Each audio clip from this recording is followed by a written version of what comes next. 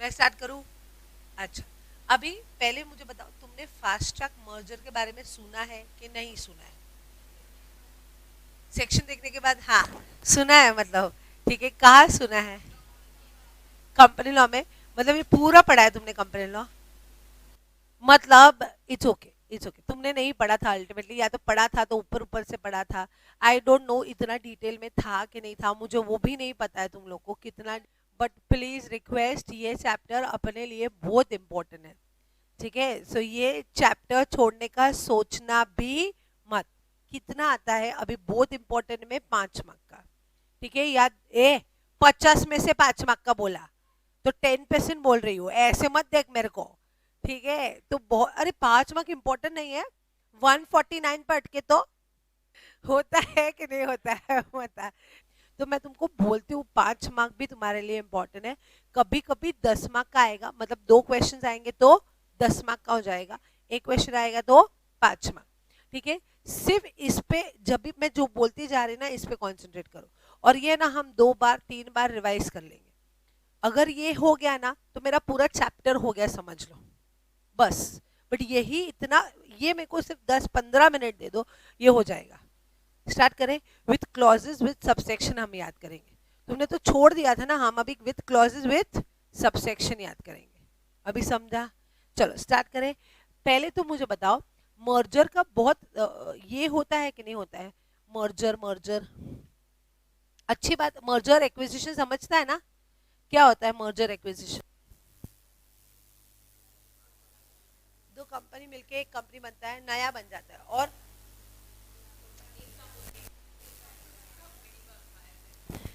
अच्छा, यहाँ पे मर्जर्स होने चाहिए, एक्विजिशंस होने चाहिए इसके लिए, और तुम लोग के लिए ये बहुत ज्यादा इंपॉर्टेंट है। कैसे छोड़ सकते हो मुझे समझ में नहीं आ रहा है, ठीक है? ये प्रैक्टिकल लाइफ में इतना ज्यादा इंपॉर्टेंट है, क्योंकि तुम्हारा डिपार्टमेंट होगा मर्जर्स एंड एक्विजिशन। ऑब्वियसली तुमको यही सब काम करना है। कि अगर सपोज मान लो बायजूस ने बोल दिया हम लोगों को आकाश क्लासेस के साथ मर्ज कर रहा है, तो क्या करोगे? नहीं, मार्क्स नहीं आते थे ना तो ऑप्शन में छोड़ा था हमने। ऐसा मत किया करो यार गाइस, ऐसा मत किया करो। सो यहाँ पे तुम ये क्या है पता? प्रोसीजर वर्क है। चलो मान लो तुम्हारे डायरेक्टर ने बोला ये हमारी कंपनी है ना XYZ कंपनी के साथ मौज होने वाली है, ठीक है? बताओ पहले क्या क्या सोचो, पहले क्या करोगे?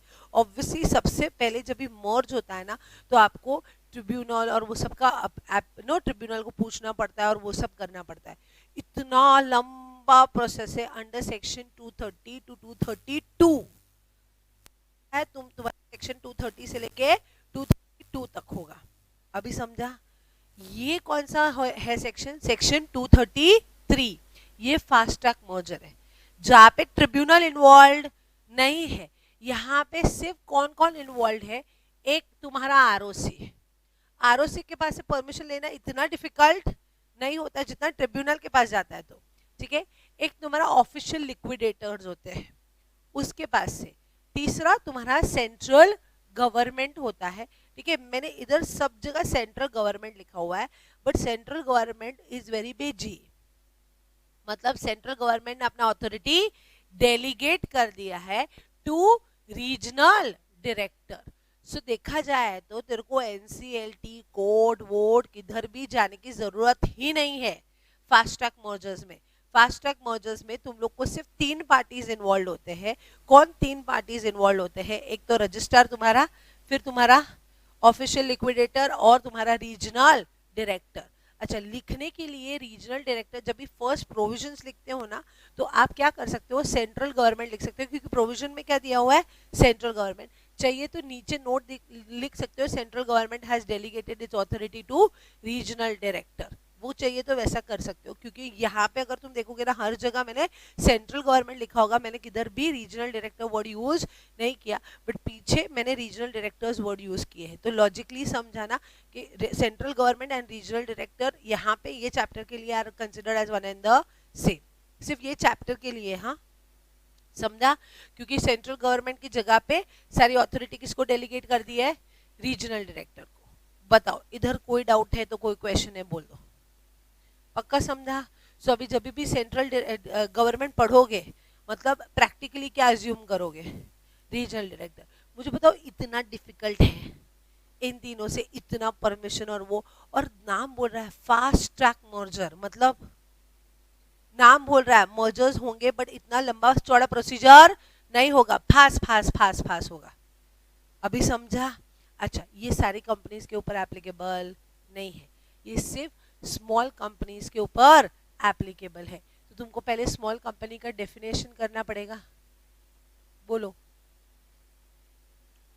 ये स्मॉल कंपनीज, तो जब भी टू स्मॉल कंपनीज मिलके एक मर्ज हो रहा है तो उसको क्या बोलेंगे, ऑब्वियसली फास्ट ट्रैक मर्जर में। ओनली थिंग क्यों इनको किया है, ताकि वो अननेसेसरी डीले अवॉइड हो सके। सो ये प्रोविजन पूरे सारी कंपनीज के ऊपर एप्लीकेबल नहीं है। बाकी सारी कंपनीज के ऊपर कौन सा प्रोविजन एप्लीकेबल होगा, सेक्शन 230 से लेके सेक्शन 232, वो रियल मर्जर्स और अमालगमेशन के जो सेक्शन है ना, ट्रिब्यूनल के पास जाने का, प्रोसीजर करने का, वो लंबा लंबा प्रोसीजर, वो वाला। ठीक है, ये स्मॉल कंपनीज के लिए है, स्मॉल कंपनीज। एंड एक ये और एक कंपनी, अगर सपोज मान लो holding company is merging with a wholly owned subsidiary, subsidiary नहीं, होली ओन्ड सब्सिडरी। सो ये कौन सा है, होल्डिंग कंपनी है, and they are merging with a wholly owned subsidiary, तो भी ये फास्ट ट्रैक मर्जर का प्रोविजन एप्लीकेबल होगा। अभी समझ रहा है? सो फास्ट ट्रैक मर्जर का प्रोविजन कभी एप्लीकेबल होगा, ई स्टार्ट, only for small companies and only for holding company merged with Holi own subsidiary. और उसका लॉजिक है यार, ये होली ओन सब्सिडरी है, मतलब वो उसका ही बेबी है यार, तो ये दोनों मर्ज कर रहे हैं तो इतना ज्यादा इम्पैक्ट नहीं होगा। ठीक है, दो स्मॉल कंपनीज मर्ज कर रहे हैं तो इतना ज्यादा इम्पैक्ट नहीं होगा, तो ट्रिब्यूनल को इन्वॉल्व करने की जरूरत नहीं है, तो लोअर लेवल पे ही डिसीजन लेके वो लोग मर्ज करवा सकते हैं। अब समझा, लॉजिक समझा फास्ट ट्रैक मर्जर का। अच्छा, सेक्शन 233। अब इधर सेक्शंस में यहाँ पे 1 2 3 4 ऐसा लिखा हुआ है, ये क्या है, सब सेक्शन। इसके नीचे 1 में ABCD लिखा हुआ है, तो ये क्या है, क्लॉज। मतलब तुम भूल के भी उसको ऊपर नीचे कर सकते हो नहीं, मतलब तुमको ऐसे ही याद रखना पड़ेगा, ऑप्शन नहीं। और प्रोसीजर हमेशा वही होता है, ठीक है, प्रोसीजर हमेशा ऐसे ही याद रखना पड़ता है, तुम उसको ऊपर नीचे कर नहीं सकते हो। लॉजिक है, मतलब पहले ऑब्जेक्शन, मतलब पहले बोलोगे अप्रूवल दे दिया और फिर तो ऑब्जेक्शन लिया, ऐसा दिमाग मत यूज करो। अभी समझा? तो इधर कुछ करने का नहीं, बट हम धीरे धीरे कर लेंगे, बस मेरे को ये अगर टॉपिक आ गया ना, मेरे को सब हो जाएगा। ठीक है, स्टार्ट करें। अच्छा, पहले नॉर्मल मर्जर के लिए क्या होगा, कौन से सेक्शंस एप्लीकेबल होंगे, 232, 230 से लेके 232। बट फास्ट ट्रैक मर्जर के लिए कौन सा होगा, 233, it will be applicable to dash and dash small when there is a merger of small companies and a holding company merged with a, हो गया फर्स्ट, डन। सो ये हो गया मेरा फर्स्ट वाला क्लॉज, सॉरी फर्स्ट वाला सेक्शन। अच्छा, उसमें सब है 4 पॉइंट्स है, A B C and D। चलो अभी मुझे बताओ, मेरे को अगर मर्ज करना है, दिमाग लगा यार, मेरी स्मॉल कंपनी है, हिमांगी की भी स्मॉल कंपनी है, हम दोनों की कौन सी कंपनी है, स्मॉल कंपनी, तो हम 230 के मर्जर में जाएंगे नहीं, हम फास्ट ट्रैक मर्जर करेंगे। सो एज ए CS तुमको क्या प्रैक्टिकली ध्यान रखना पड़ेगा, पहले सोचो, एज अ CS तुमको क्या प्रैक्टिकली ध्यान रखना पड़ेगा कि 233 कभी एप्लीकेबल होगा स्मॉल कंपनीज, या तो हाँ, तो अगर तुम you are working in a small company तो ही 233 में अप्लाई करना, अदरवाइज लात पड़ेगी तुमको, मतलब बोलेंगे ऑप्शन में छोड़ा था। ठीक है, 233 में कैसे कर सकता है यार, तेरा स्मॉल कंपनी है ही नहीं। बट स्मॉल कंपनी के लिए डेफिनेशन तो आना चाहिए ना, तेरे को पता कैसे चलेगा ये तू ए यार, अरे तेरे को पता कैसे चलेगा ये तेरा स्मॉल कंपनी है या नहीं, तो बोलो डेफिनेशन। सेक्शन 2 क्लॉज 85, कौन बोला, वेरी गुड। हाँ, पर आगे भी बोलना है फिर।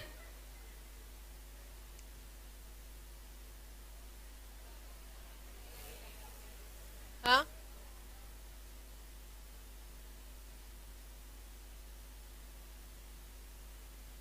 पेड अप शेयर कैपिटल,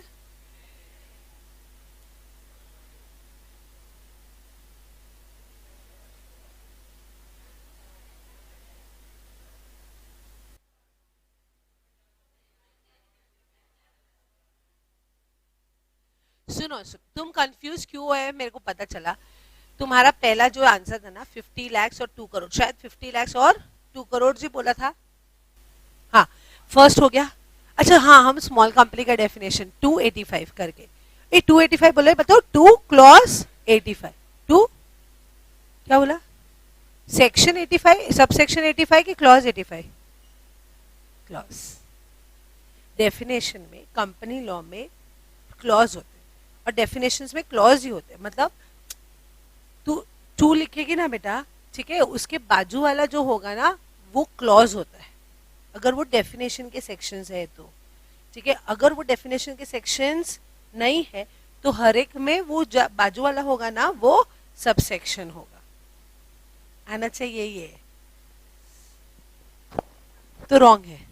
अभी देख, मैं लॉजिक भी बताओ, तुमको पता है सब सेक्शंस कभी लिखते हैं, सपोज मैंने 8 लिखा है, ये डेफिनेशन का नहीं है, ये एनपीओ का है तुम्हारा, ठीक है, नहीं सुनेगी, हाँ।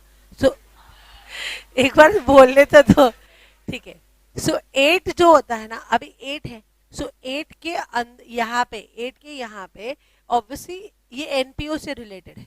अगर मैं इधर 1 2 3 लिखोगे ना तो सबके सब लिंक है, इंटरलिंक है, ठीक है, everything is related to NPO.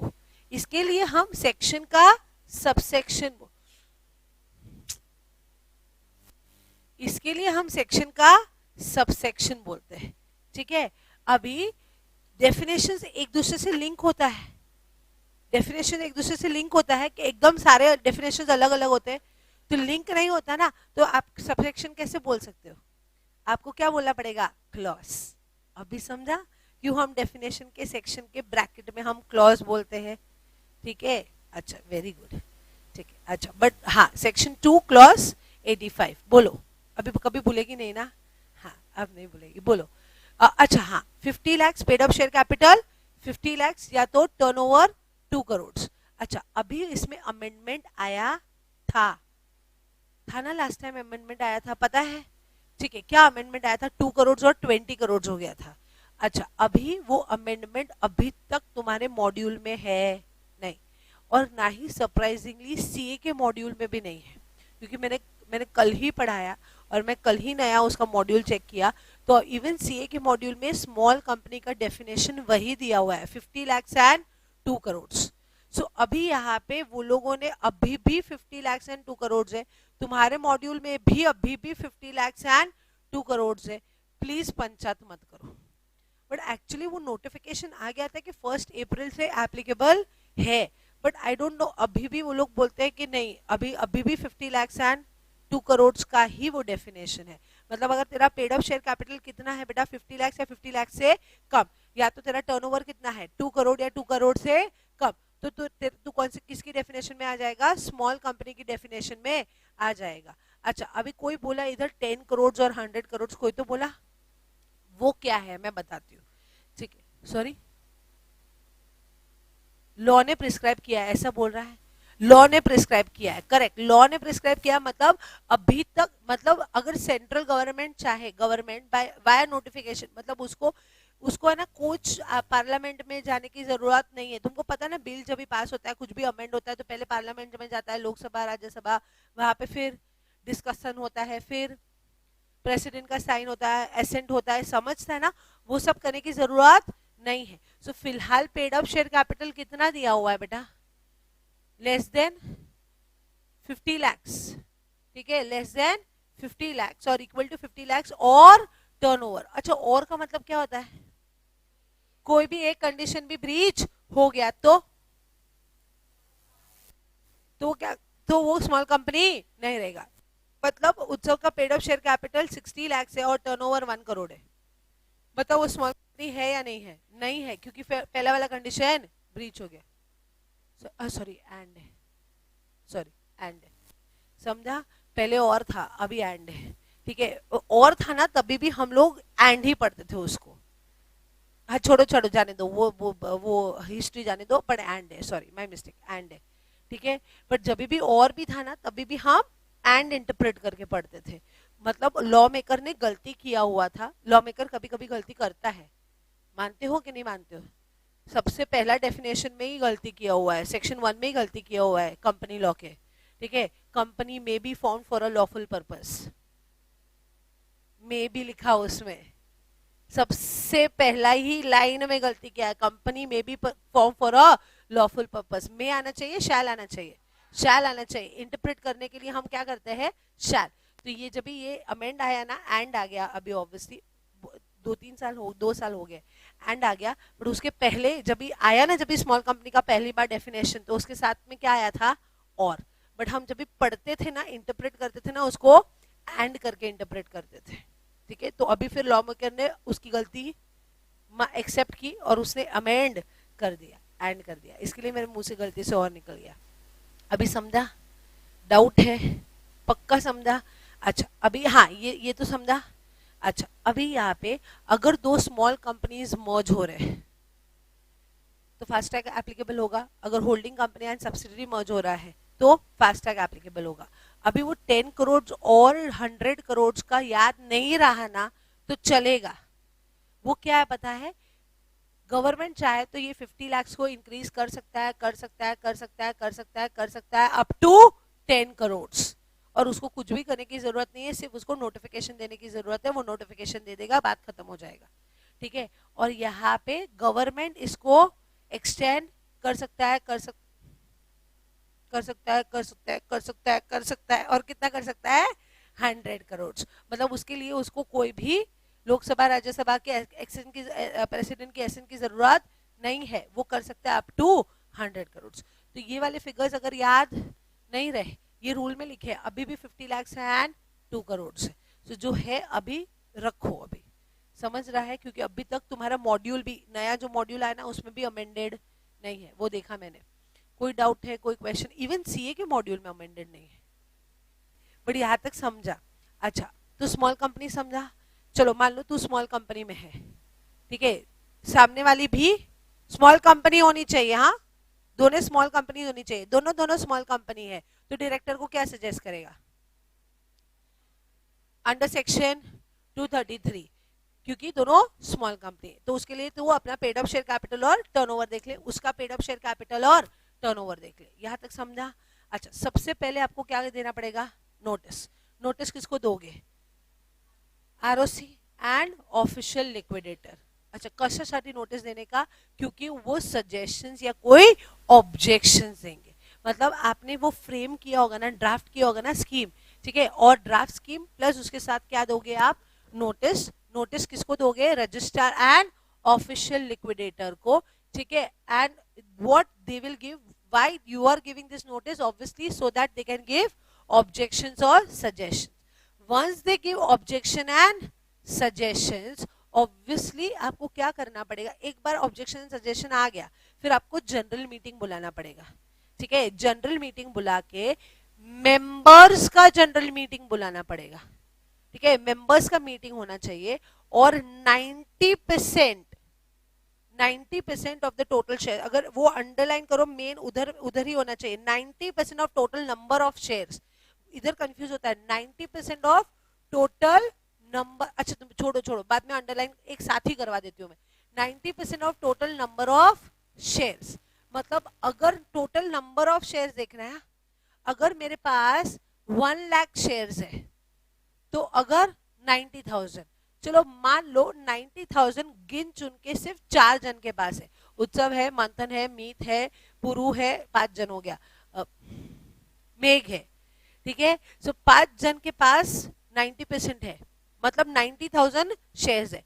और तुम सब जो है ना उसके पास चिरकुट लोग, तुम्हारे पास कितने हैं, सिर्फ 10,000 शेयर, सिर्फ तुम्हारे पास कितने हैं, 10,000 शेयर्स। अभी मुझे एक बात बताओ, ये 5 जन ने हाँ बोल दिया, रेजोल्यूशन पास हुआ, हाँ या ना, हाँ, समझ रहा है। तो यहाँ पे टोटल नंबर ऑफ शेयर्स देखो, उसका कितना करने का, 90%। अभी समझा, ठीक है। तो ये हो गया मेरा फर्स्ट, ठीक है, मीटिंग हो गया, हाँ बोल दिया, हाँ बोल दिया कि मर्जर अलाउड है। फिर आपको एक सॉल्वेंसी सर्टिफिकेट फाइल करना पड़ता है, इसको बोलते हैं डिक्लेरेशन ऑफ सॉल्वेंसी, कि हम लोग सॉल्वेंट है, हम लोग इंसॉल्वेंट नहीं है, हम कैश रिच कंपनीज है। ठीक है, ये कहाँ फाइल करना पड़ता है? ऑब्वियसली तुम लोग को आरओसी प्लस ऑफिशियल लिक्विडेटर के पास भी फाइल करना पड़ता है। यहाँ तक समझा? तो ये हो गया। उसके बाद तुमको और एक मीटिंग बुलाना पड़ेगा क्रेडिटर्स का। तो कैसे याद रखोगे? मीटिंग 2 बुलाने पड़ेंगे। पहले नोटिस भेजो, फिर 2 मीटिंग्स बुलाओ। एक मीटिंग किसकी होगी? मेंबर्स की, और एक मीटिंग किसकी होगी? क्रेडिटर्स की। अभी समझा? अच्छा, क्रेडिटर्स में ऑब्वियसली क्रेडिटर्स की मीटिंग बुलाओगे ना, तो इधर भी रेजोल्यूशन पास करना है 9/10। मैम 9/10 मतलब 90% ही हो गया यार, आप क्या बोल रहे हो? बट हमको लिखने का क्या? 9/10, क्योंकि लिखा क्या है? 9/10। बट 9/10 ऑफ व्हाट, ये अलग है। 9/10 of the value of creditors मतलब अगर सपोज मान लो मेरे बैलेंस शीट में 10 लाख के क्रेडिटर्स है, ठीक है, मतलब एक्स को मेरे को इतना देना है, वाई को इतना देना है, जेड को इतना देना है, ठीक है, साक्षी को इतना देना है। अभी साक्षी अकेली को आउट ऑफ 10 लाख, साक्षी अकेली को मेरे को 9.5 लाख देना है। अकेली साक्षी को मेरे को कितना देना है? 9.5। और तुम सबको मिला के 50,000 चिरकोट लोग। अभी मुझे बताओ, साक्षी ने बोल दिया हाँ तो चलेगा, बट एक ही जन ने बोला है, चलेगा। एक ही जन ने बोला है तो भी चलेगा, क्योंकि इधर जन नहीं लिखा है, इधर क्या लिखा है? 9/10 of the value of creditors. यहां तक समझा? पक्का? और सॉल्वेंसी सर्टिफिकेट समझा? ठीक है, तो ये सब हो गया, ये तुम्हारा कंपनी का काम हो गया। ठीक है, पहले मुझे बताओ कंपनी ने क्या भेजा? नोटिस। नोटिस से क्या क्या मंगाया तुम लोगों ने? Objections and suggestion. Objection and suggestions जैसे ही मिल गया वो आप प्लेस करना पड़ेगा विथ मेंबर्स। मेंबर्स का अप्रूवल लेना पड़ेगा। कितना? 90%। दोनों 90% है, बट लिखने का तरीका अलग है। ये 90% of the total number of shares, ये 9/10 of the total value of creditors. अभी समझा? उसके बाद next declaration of solvency. Solvency हो गया। सॉल्वेंसी में आरओसी को देना पड़ेगा, ऑफिशियल लिक्विडेटर को भी देते हैं। ठीक है, उसके बाद क्रेडिटर्स का मीटिंग हो गया। हो गया ना सब काम तुम्हारा? तो अभी बता दो ना कि हमारा सब काम हो गया। किसको किसको बताने का? ठीक है, ट्रांसफरी कंपनी, ट्रांसफरी कंपनी, ठीक है, ट्रांसफरर को नहीं, ट्रांसफरी, क्योंकि उसको ही फायदा होने वाला है, वही मर्ज होने वाला, तो उसको ही फायदा होने वाला है। तो रिजल्टेंट जो कंपनी होगा ना, रिजल्टेंट कंपनी, रिजल्टेंट कंपनी मतलब ट्रांसफरी कंपनी, वो क्या करेगा? जो कॉपी ऑफ स्कीम है ना, वो किसको भेजेगा? Central government, registrar and central government की जगह पे आरडी, बट लिखने का सेंट्रल गवर्नमेंट चाहिए तो नीचे नोट लिख दो, चलेगा। अभी क्या होगा? अभी ध्यान से सुनो। अभी ऑफिशियल लिक्विडेटर एंड रजिस्ट्रार, ठीक है, जो स्कीम आया ना, उसके लिए कोई कमेंट्स पास करेंगे। अगर उनको ऑब्जेक्शन होगा तो वो ऑब्जेक्शन भी उठा सकते हैं। ठीक है, यहाँ पे जो भी होगा वो सेंट्रल गवर्नमेंट को बताएंगे। चलो अज्यूम करो कि अच्छा वाला स्कीम है, दोनों कुछ प्रॉब्लम ही नहीं है, तो क्या हो गया? मतलब ऑब्जेक्शन के नो ऑब्जेक्शन, नो ऑब्जेक्शन, तो सेंट्रल गवर्नमेंट उसको रजिस्टर कर देगा और तुम्हारा मर्जर हो गया। इजी था ये स्टेप्स कि तो डिफिकल्ट था और छोटा भी था? ठीक है, इसके लिए तो उसको क्या बोलते हैं? Fast track. अभी समझा? अच्छा, ये वाले जो मीटिंग्स वाले सारे पॉइंट है वो 1 में है। ठीक है, फिर ये ट्रांसफरी वाला जो पॉइंट है वो 2 में है। ठीक है, ये वाला नो ऑब्जेक्शन वाला है, मैं कराती हूँ, रुको, नो ऑब्जेक्शन वाला है वो 3 में है। समझ रहा है? अच्छा, बट मान लो ऐसा भी हो सकता है मैम कि उन लोगों को अच्छा नहीं लगा, उनको कुछ ऑब्जेक्शन लग रहा है, उनको पब्लिक इंटरेस्ट में लगा नहीं, या तो क्रेडिटर्स के इंटरेस्ट में नहीं लगा, ऐसा भी हो सकता है। मतलब ऑब्जेक्शन हो सकता है। अभी ध्यान से सुनो, ऑब्जेक्शन होगा ना तो सेंट्रल गवर्नमेंट देखेगा, 2 बार चेक। अगर ऑब्जेक्शन नहीं होगा ना तो 2 बार सेंट्रल गवर्नमेंट सोचेगा ही नहीं, सेंट्रल गवर्नमेंट क्या करेगा? पास कर देगा। क्योंकि इन लोगों ने देखा होगा ना, देखा जाए तो, एक्चुअली देखा जाए तो, मतलब पॉजिटिवली बोलो तो उन्होंने भरोसा किया हुआ है, ये पॉजिटिव एटीट्यूड हो गया। ठीक है, अगर नेगेटिवली और दिमाग लगाने जाओ ना तो ऐसा बोलेगा सेंट्रल गवर्नमेंट तो यार उसके पास कोई पावर ही नहीं है भाई, इसने हाँ बोल दिया मतलब उसको अप्रूव करना ही पड़ेगा। किधर भी ऐसा नहीं लिख रहा है कि रीजनल डायरेक्टर कमेंट्स दे सकता है, किधर भी लॉ में ऐसा नहीं लिखा है कि रीजनल डायरेक्टर भी ऑब्जेक्शन उठा सकता है। तो ये एक नेगेटिव पॉइंट हो गया कि नहीं हो गया यार।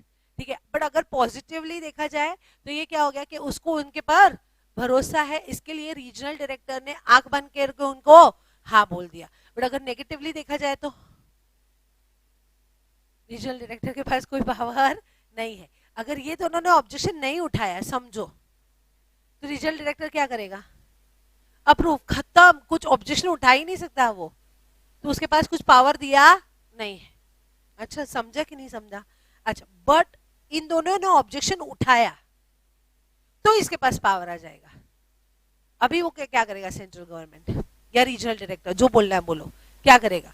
वो पहले एनालाइज करेगा, इन्वेस्टिगेट करेगा, अगर पब्लिक इंटरेस्ट में नहीं है या तो क्रेडिटर्स के इंटरेस्ट में नहीं है या तो फिर मेंबर्स के इंटरेस्ट में नहीं है, बट उसको ऐसा लग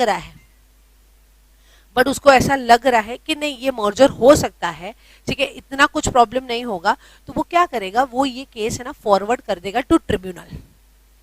ट्रिब्यूनल को बोलेगा आप सेक्शन 230 और 232 के हिसाब से कर लो, मतलब लॉन्ग प्रोसीजर ले लो। ठीक है, कोर्ट को बोलो वो स्कीम को ड्राफ्ट करने वो जो था ना अपना लॉन्ग प्रोसीजर वो करवा लो। ठीक है, फिर ball is in your court. But हम 233 में करेंगे नहीं, मतलब हमारे में इतना कैपेबिलिटी नहीं है कि हम 233 में करें, तो आप क्या कर लो, अगर 234 में तो ऑब्वियसली ये केस जाएगा वापस किसके पास, ट्रिब्यूनल के पास जाएगा ना। तो अभी ट्रिब्यूनल क्या करेगा, वो भी बुलाएगा ना, तुम्हारे पास से इंफॉर्मेशन लेगा और फिर अल्टीमेटली अगर हो रहा है तो मर्जर को अप्रूव कर देगा। अभी समझा? सो हो गया मर्जर, नहीं समझा? काफी कुछ समझा तो 1 2 3 4 साथ में पढ़ते हैं। अच्छा 1 में क्या लिखा हुआ है पहले बताओ, 1 में कितने हैं, 4 पॉइंट्स पहले। अच्छा अभी है ना बोलते जाओ, फिर और एडिशंस भी हम करते जाएंगे यही चार्ट में। ठीक है, पहला क्या करना है, नोटिस देना है। किसको नोटिस भेजना है, आरओसी एंड ऑफिशियल लिक्विडेटर। तो लिखा हुआ है ना, क्यों उसके पास से इनवाइट कर रहे हो, क्या इनवाइट कर रहे हो, भैया हमको ऑब्जेक्शन दो, हमको सजेशन दो। यहां तक समझा बेटा? ठीक है, from registrar and official liquidator where the registered office is located.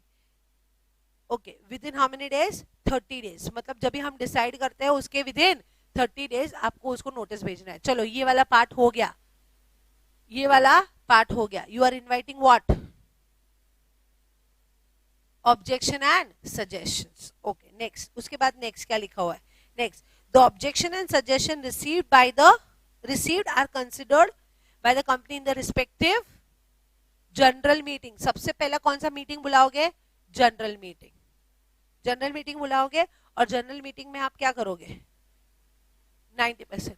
अच्छा मेरा अभी एक क्वेश्चन है, ये आप जनरल मीटिंग बुला रहे हो, ठीक है, सो ऑब्वियसली इनके कहने पे ही बुला रहे हो ना, क्योंकि उन्होंने बोला कि ये ऑब्जेक्शन एंड सजेशन है, इसके बेसिस पे ही तो बुला रहे हो।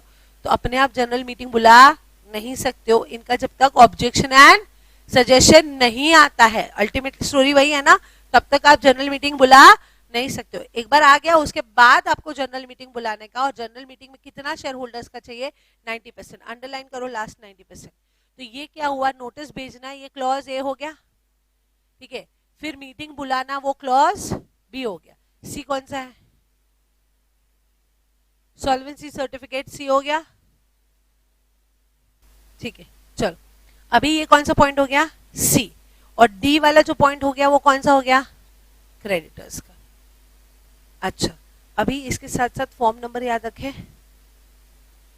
नोटिस भेज रहे हो ना, सो पर्टिकुलर फॉर्म में होगा कि नहीं होगा, कि ऐसे प्लेन पेपर लिख रहे हैं कुछ नहीं, ये जरा पेपर दे, नोटिस लिख दो, ऐसा ना ऐसे करोगे ना, नहीं ना, एक इसका पर्टिकुलर फॉर्म है।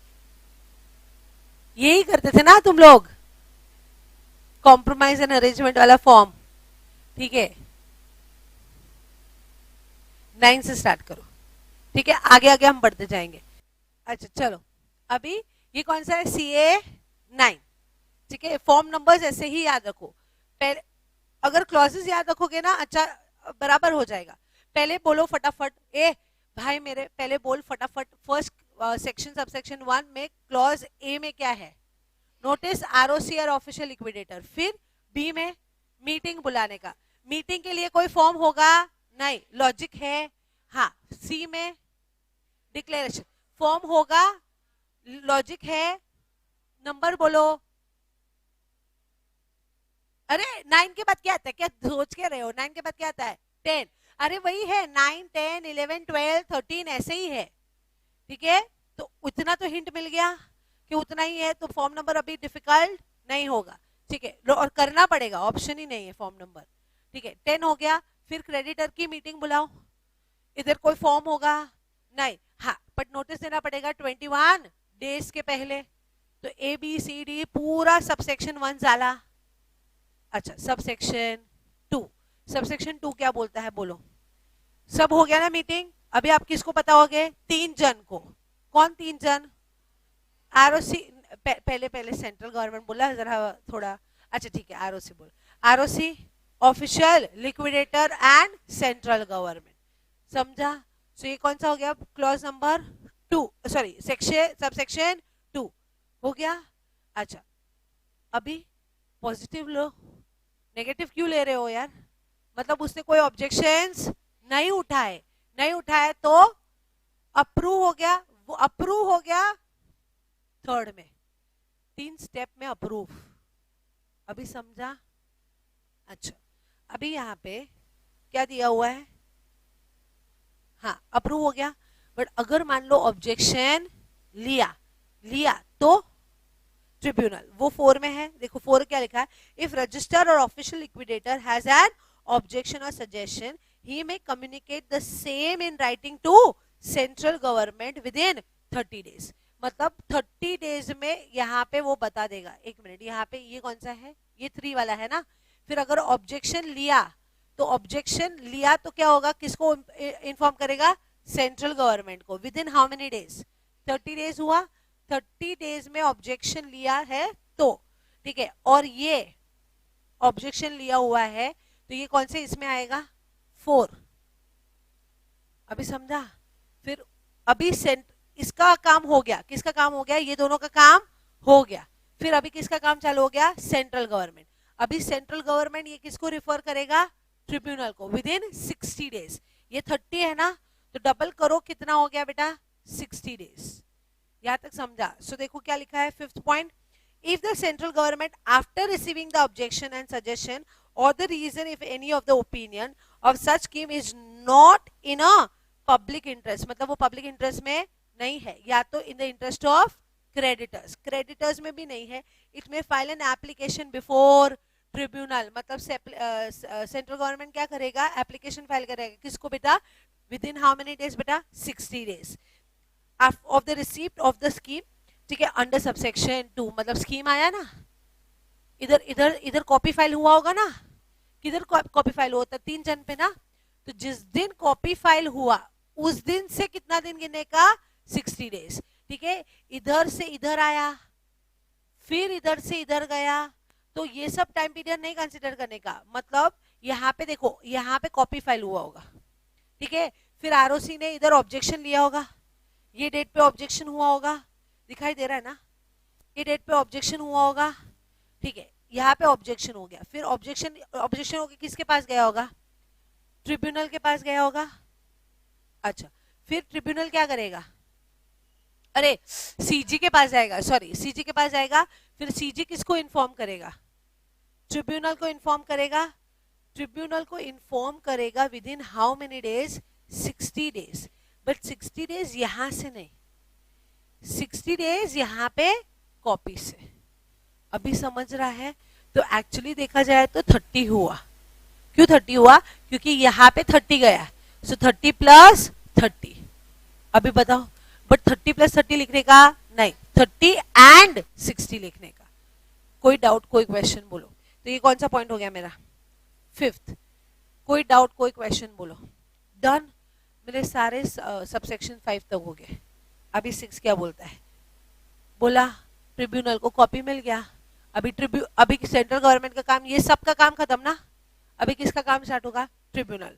So tribunal on receipt of application from central government or from any person, if tribunal has a reason that उसको स्कीम कंसिडर करना चाहिए, not under section 233 but under section 232, मतलब 230 से लेके 232 वाला, तो वो कंसिडर करेगा, वो करेगा. ठीक है. May direct accordingly and confirm the scheme by passing the order. मतलब वो सारे डॉक्यूमेंट्स, बोला ना मैंने, सारे डॉक्यूमेंट्स मंगाएगा, फिर वापस पूरा प्रोसीजर आपको फॉलो करना पड़ेगा और वो फिर ऑर्डर पास कर देगा. 6 समझा? 7 भी ट्रिब्यूनल का ही है. 7 कंफर्मेशन हुए.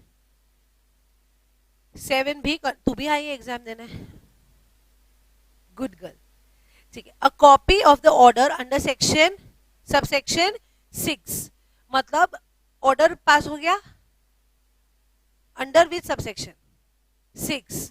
ठीक है. उसका कॉपी किधर जाना चाहिए? ऑब्वियसली ट्रांसफरी के रजिस्ट्रार, मतलब आरओसी के पास जाना चाहिए. ट्रांसफरी के आरओसी के पास जाना चाहिए for the purpose of registration. Transferee फिर वो रजिस्टर करेगा. जैसे ही रजिस्टर करेगा फिर वो इंफॉर्मेशन देगा किसको? ट्रांसफरर के आरओसी को. तो ये हो गया 7. ठीक है. तो देखो क्या लिखा हुआ है. A copy of the order under subsection 6. Order का कॉपी कभी देता है ट्रिब्यूनल, ऑर्डर देता है. चाहिए मैं तुम्हें लिख देती हूँ. यहाँ पे ट्रिब्यूनल क्या देता है बेटा? ऑर्डर. ऑर्डर देता है. ये किस में आएगा? जब भी ट्रिब्यूनल ऑर्डर देता है तो सबसेक्शन 6. और ये कॉपी फॉरवर्ड होता है. किधर फॉरवर्ड होता है? फॉरवर्ड होता है किधर बेटा? ट्रांसफरी के आरओसी में फॉरवर्ड होता है. ये कौन सा है? 7. सब मिला ना 4 5, ये 5 रहेगा ना. अभी समझा? क्लियर? अच्छा देखो the registration of the scheme under section 3 या सबसेक्शन 7, मतलब 3 में कभी हुआ होगा, यहाँ पे 3 में डायरेक्ट हुआ विदाउट ऑब्जेक्शन. ये समझा? मतलब मर्जर का ऑर्डर आ गया, या तो अंडर सेक्शन 3 में आया, सबसेक्शन 3 में आया, या सबसेक्शन 7 में आया. फर्क क्या पड़ता है? मर्जर का ऑर्डर आ गया ना, खत्म हो गया. तो 3 और 7 अभी समझ रहा है. ठीक है. सो देखो क्या लिखा हुआ है. The registration of the scheme under subsection 3 और 7 shall deem to have effect of dissolution of transferor company. मतलब ट्रांसफरर कंपनी क्या हो जाएगा? डिसॉल्व हो जाएगा without undergoing the process of winding up. मतलब मैं हमेशा बोलती हूँ ना, विराट कोहली स्वाहा और अनुष्का. नहीं समझा? पक्का? तो वो किस में आएगा? कौन सा सबसेक्शन है? 8. ठीक है. अभी 8 तक हो गया ना, 7 तक तो इधर ही हो गया था, 8 इधर. 8 में क्या हुआ? ट्रांसफरर जो कंपनी है वो क्या होगा? Wind up. हाँ, डिसॉल्व हो जाएगा विदाउट वाइंडिंग अप. डिसॉल्व होगा विदाउट. कोई डाउट है? कोई क्वेश्चन है अभी तक? अच्छा, अभी मुझे बताओ, यहाँ पे इसके इफेक्ट तो होंगे कि नहीं होंगे? क्या इफेक्ट होंगे? वो 9 में होगा. मतलब इफेक्ट होंगे, मतलब क्या इफेक्ट होंगे? एसेट्स लायबिलिटीज अभी किसके हो जाएंगे? ट्रांसफरी कंपनी के. कोई भी केसेस पेंडिंग हो गए ट्रांसफरर कंपनी के ना, ट्रांसफरी कंपनी के. एम्प्लॉइज ट्रांसफरी कंपनी के. लायबिलिटीज ट्रांसफरी कंपनी के. हाँ, तो वो इफेक्ट दिया है, वो 9th हो गया. देखो फॉलोइंग इफेक्ट्स, 3 इफेक्ट्स दिए. ठीक है. क्या क्या लिखा है? देखो फर्स्ट क्या लिखा हुआ है? The transfer of the properties and liabilities. Properties और लायबिलिटी ट्रांसफर हो जाएगा of transferor company to transferee. Transferee को हो जाएगा. ठीक है. So that the property becomes the property of the transferee company. अच्छा, अगर मेरे को बताओ, प्रॉपर्टी ट्रांसफर होगा तो अगर उसके ऊपर जो चार्ज क्रिएट हुआ होगा वो भी ट्रांसफर होगा कि नहीं होगा? तो चार्ज ट्रांसफर होगा. इन शॉर्ट सब ट्रांसफर होगा यार. ठीक है. तो any charges on the property will also be transferred. Legal proceedings मैंने बोला, अगर कोई लीगल प्रोसीडिंग्स किया है तो वो भी नए नाम से हो जाएगा, या तो फिर वो वही अनुष्का लिमिटेड होगा तो अनुष्का लिमिटेड के नाम से होगा. ये पॉइंट समझे? अभी ये पॉइंट इतने याद नहीं रहे तो चलेगा. ठीक है, 9 पॉइंट में इफेक्ट्स दिए हुए, सिर्फ उतना याद रखो। और एक आध 2 पॉइंट अगर लिखना है तो लिखो, बट 9th इतना इंपॉर्टेंट नहीं है। अगर आउटलाइन में दे रही हूँ ना तो मैं 9th नहीं दूंगी, ठीक है, क्योंकि पता है कि यार यही होने वाला है। अच्छा, उसके बाद 10th वाला, ये वाला अच्छा है। मुझे बताओ, अगर सपोज मैंने तनिषा, ध्रुवी, मैंने ध्रुवी की कंपनी के साथ मर्ज हो गया, ठीक है, बट मेरे पास है ना ध्रुवी की कंपनी के कोई कोई शेयर्स थे, हो सकता है ना यार, थोड़े बहुत शेयर्स थे मेरे पास ध्रुवी की कंपनी के, स्मॉल कंपनी हम दोनों, ठीक है, होल्डिंग सब्सिडरी के इसमें मत जाओ, हम दोनों कौन है, स्मॉल कंपनी, ठीक है, अभी हम मर्ज हो गए, मतलब ये स्वाहा, अभी भी मैं होल्ड कर सकती हूँ ध्रुवी की कंपनी के शेयर, मतलब मैं खुद की कंपनी के शेयर्स होल्ड कर रही हूँ, ऐसा हो नहीं सकता, तो आपको वो सारे शेयर्स को कैंसल करना पड़ेगा, तो ये सब इफेक्ट ही हुआ ना। So even 10th is also what, effect, what you should do, यहाँ पे सारे लायबिलिटीज। अच्छा, ये इफेक्ट कौन सा है, तुम्हारे प्रॉपर्टीज, तुम्हारे लायबिलिटीज, तुम्हारे चार्ज, तुम्हारे लीगल प्रोसीडिंग्स, ये सब कौन सी कंपनी के हो जाएंगे बेटा, ट्रांसफरी कंपनी के हो जाएंगे। 10th में क्या दिया हुआ है कि शेयर सारे कैंसल होने चाहिए, लॉजिक है कि नहीं, मैं कभी अपने खुद के शेयर होल्ड नहीं, और वैसे भी उसकी कंपनी है ही नहीं, सो देखो वही लिखा हुआ है, the transferee company shall not on the merger, shall not on the merger, not आगे लिखा है, shall not on the merger और अमालगेशन होल्ड एनी शेयर्स, मतलब in short shall not hold any shares. Merger amalgamation नहीं लिखा, confusion कर रहे हो तो निकाल दो ना, सिर्फ क्या लिखोगे, shall not hold any share in its own name और its the name of the trust, either on the behalf, या तो वो खुद भी होल्ड नहीं कर सकता है, या तो उसकी सब्सिडरी भी होल्ड नहीं कर सकती है। अच्छा, बट यहां तक समझा? अच्छा, तो कौन सा हो गया, हाँ, 10 के लिए क्या लिखूं बताओ, 10 के लिए क्या लिखूं जो तुमको समझ जाएगा, ठीक है, कैंसिल ऑफ शेयर्स लिखो, कैंसिलेशन ऑफ शेयर्स, मतलब ये भी टाइप ऑफ इफेक्ट ही है कि आपको शेयर्स को कैंसिल करना पड़ेगा, ठीक है। अभी देखो सारे इफेक्ट हो गए, अभी 11, 12, 13, 14 बस ऐसे ऊपर वाले हैं, ठीक है। 11 क्या लिखा है, the transferee company shall file an application with the register, with the scheme register indicating the revise authorise capital, ये भी इधर से सब इफेक्ट ही चालू हो रहे हैं सारे। अच्छा, अभी तुम्हारा कॉम्बिनेशन हो गया होगा, मेरा और ध्रुवी का हो गया होगा, तो ऑब्वियसली हमारा ऑथराइज कैपिटल बढ़ गया होगा, हमारा पेड अप शेयर कैपिटल भी बढ़ गया होगा, सब कुछ हो गया होगा, तो वो उसका इंफॉर्मेशन तो आरओसी को देना पड़ेगा ना कि अच्छा, अभी मेरा ऑथराइज कैपिटल बढ़ता है, तुमको पता है तुमको आरओसी में फीस पे करना पड़ता है जब भी memorandum of association and articles of, तो it is based on your authorise capital, ये पता है कि नहीं पता है? हाँ, अभी मुझे एक बात बताओ, अगर मेरा ऑथराइज कैपिटल बढ़ गया तो मुझे वो एडिशनल फीस नहीं पे करना पड़ेगा, ऑब्वियसली करना पड़ेगा। सो मेरे को उसके साथ आरओसी को इन्फॉर्मेशन इतना इंपॉर्टेंट नहीं है, फीस चाहिए ना उसको, नहीं नहीं, इन्फॉर्मेशन भी इंपॉर्टेंट है, मजाक कर रही हूँ, इन्फॉर्मेशन भी चाहिए प्लस फीस। सो ये कौन सा पॉइंट हो गया मेरा, 11, ठीक है। तो 11 में देखो क्या लिखा हुआ है, एक बार अंडरलाइन करो, इंडिकेटिंग, क्या फॉर्म भर के देने का, इंडिकेटिंग, अंडरलाइन करो, revise authorise capital and a prescribed fee. क्यों प्रिस्क्राइब फीस लिखा है बेटा, क्योंकि तुम्हारा एडिशनल हुआ होगा तो एडिशनल देना पड़ेगा, ठीक है। Prescribe fee due on revised capital, कोई डाउट है, कोई क्वेश्चन है, बोलो। तो 11 क्या लिखूं, intimate ROC for what, of revised authorise capital and prescribed fees, ठीक है। ऑन लिखो, oh okay okay, and prescribed fees on revised authorized समझा? अच्छा 11 12 The provision of this section shall apply to the companies specified in subsection 1 with the respect of the scheme of compromise and arrangement.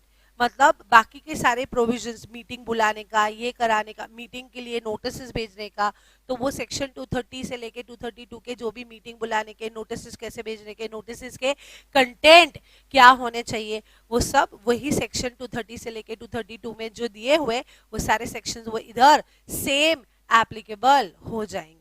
Notice कैसे भेजने के, इसको छोड़ के बाकी के सारे सेक्शंस वहां के उठा लेने के. नहीं समझा?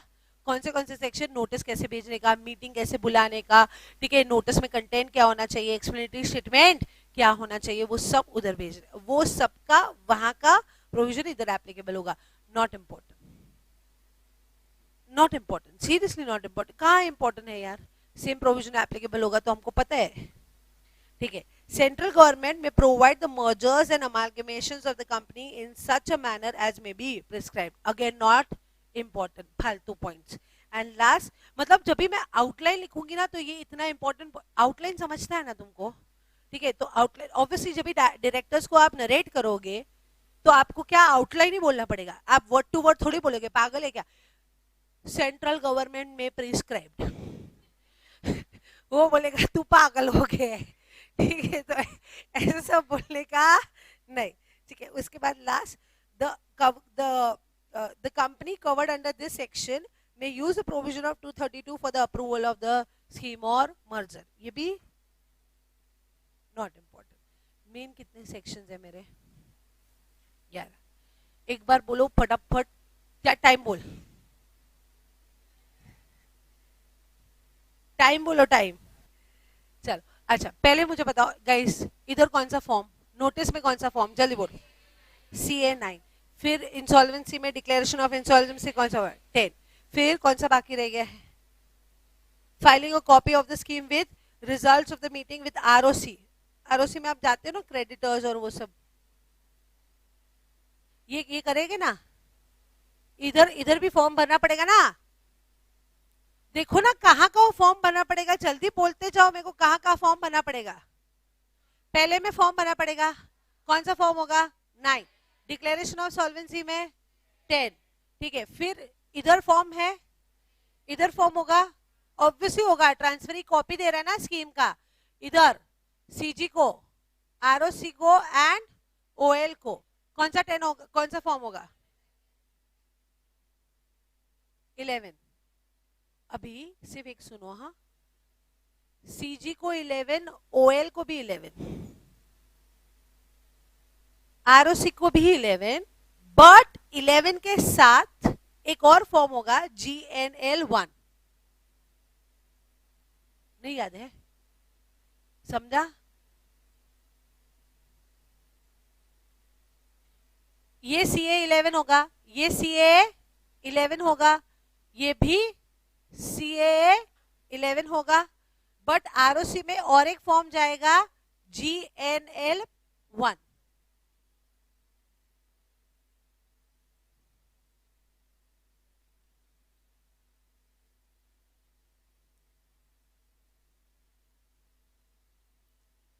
समझा? यहां तक समझा? अच्छा.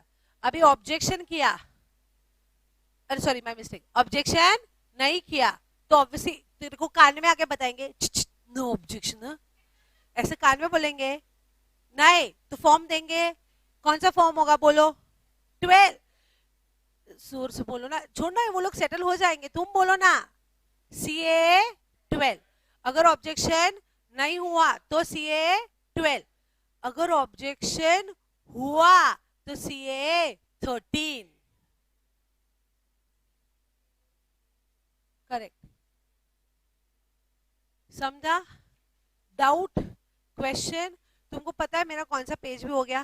पेज नंबर जल्दी आ जाओ फटाफट. 190.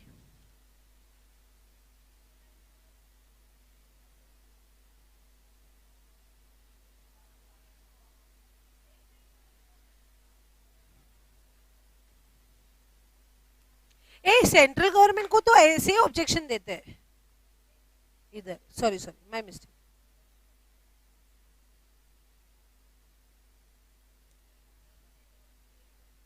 कौन देगा? सीजी ट्रिब्यूनल को। ऑब्जेक्शन सीजी को देते वक्त कुछ करना नहीं है, वो तो ऐसे ही ऑब्जेक्शन दे देंगे। सीजी ट्रिब्यूनल को देगा उसके लिए 13, ठीक है। फिर तो ट्रिब्यूनल का 230। एक मिनट, अगर ऑब्जेक्शन नहीं हुआ तो अप्रूव हो जाएगा, तो अप्रूव होगा इन सीए 12, ठीक है। अगर ऑब्जेक्शन हुआ तो किसने ऑब्जेक्शन लिया होगा? ऑफिशियल लिक्विडेटर एंड आरओसी ने लिया होगा, ठीक है। फिर सीजी को इन्फॉर्म किया, वो ऐसे ही इन्फॉर्म करना है। फिर सीजी किसको इन्फॉर्म करेगा? ट्रिब्यूनल को, मतलब उसको बताएगा ना, तभी सीए 13। अभी समझा? डन। पेज नंबर देखो, 190, 191, 192 टेबल दिया है, सेम है बट फॉर्म नंबर के साथ है, सब सेम, पूरा चैप्टर सेम है। अभी तुम पूरा चैप्टर पढ़ लोगे ना तो हो गया मेरा चैप्टर।